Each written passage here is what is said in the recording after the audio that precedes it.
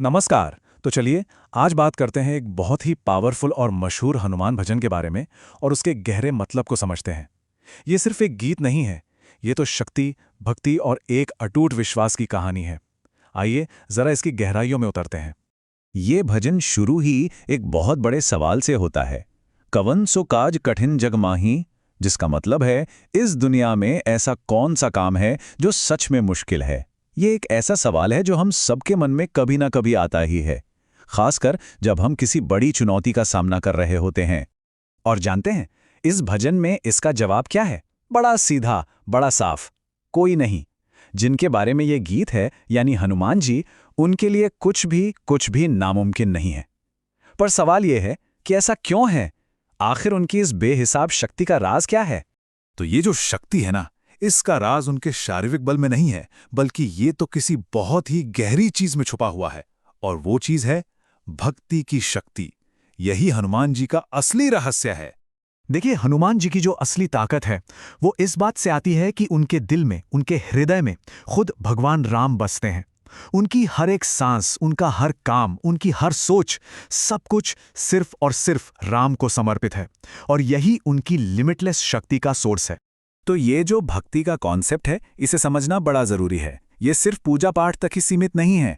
ये तो एक गहरा इमोशनल और स्पिरिचुअल कनेक्शन है। ये अपने मैं को, अपनी ईगो को मिटाकर खुद को किसी ऊंची शक्ति को सौंप देने का रास्ता है। और भजन के हिसाब से असली ताकत यहीं से मिलती है। और यहीं पर ना एक बड़ा दिलचस्प कंपैरिजन देखने को मिलता है। जहां हनुमान जी की शक्ति, भक्ति और निस्वार्थ सेवा से पैदा होती है, वहीं दुनिया में अक्सर शक्ति को पर्सनल अचीवमेंट या ईगो से जोड़कर देखा जाता है। ये भजन हमें शक्ति को देखने का एक बिल्कुल ही अलग नजरिया देता है। तो अब बात करते हैं उन जबरदस्त कामों की, उन हेरोइक फीट्स की, जिनका जिक्र इस भजन में मिलता है। ये सिर्फ कहानियां नहीं हैं, ये उनकी अद्भुत क्षमताओं का सबूत है। ये भजन हमें लंका के पूरे मिशन की एक छोटी सी पर बहुत पावरफुल कहानी सुनाता है। देखिए, सबसे पहले वो सीता जी को खोजते हैं, फिर रावण के घमंड को चुनौती देते हैं, उसके बाद पूरी लंका को आग लगाकर अपनी शक्ति का एक क्लियर मैसेज देते हैं, और आखिर में सुरक्षित वापस आकर राम जी को खबर देते हैं। हर कदम पर उनका जो समर्पण है वो साफ दिखाई देता है। और मजे की बात यह है कि वो सिर्फ एक योद्धा ही नहीं है। भजन हमें बताता है कि वो राम के चरणों में एक सेवक हैं, सीता जी को अपनी माँ का दर्जा देते हैं, लक्ष्मण को भाई समझते हैं, और साथ ही वानर सेना के एक कमाल के लीडर भी हैं। ये उनके कैरेक्टर की गहराई को दिखाता है।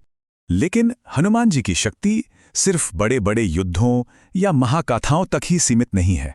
ये भजन हमें ये भी बताता है कि वो अपने भक्तों की जिंदगी पर सीधा असर कैसे डालते हैं। भजन की लाइनें बताती हैं कि वो अपने भक्तों के सारे संकट हर लेते हैं, दुखियों के दुख दूर करते हैं। और सिर्फ शारीरिक बल ही नहीं, बल्कि बुद्धि और विद्या यानी इंटेलिजेंस और नॉलेज का भी वरदान देते हैं। ये उनका एक दयालु और रक्षा करने वाला रूप दिखाता है। तो मतलब देखिए, मैसेज कितना गहरा है यहाँ कि जिस शक्ति ने बड़े बड़े राक्षसों पर जीत हासिल की, वही शक्ति आज भी लोगों को उनकी अपनी पर्सनल लड़ाइयों और मुश्किलों से निकलने में मदद कर सकती है। ये एक बहुत ही पावरफुल आइडिया है। तो इन सारी बातों को अगर हम जोड़कर देखें तो आखिर में ये भजन हमें एक उम्मीद भरा क्या पैगाम देता है? इस भजन का जो बिल है, जो इसका सार है, वो इस लाइन में है जो बार बार दोहराई जाती है। और इसका एक बहुत खास मकसद है।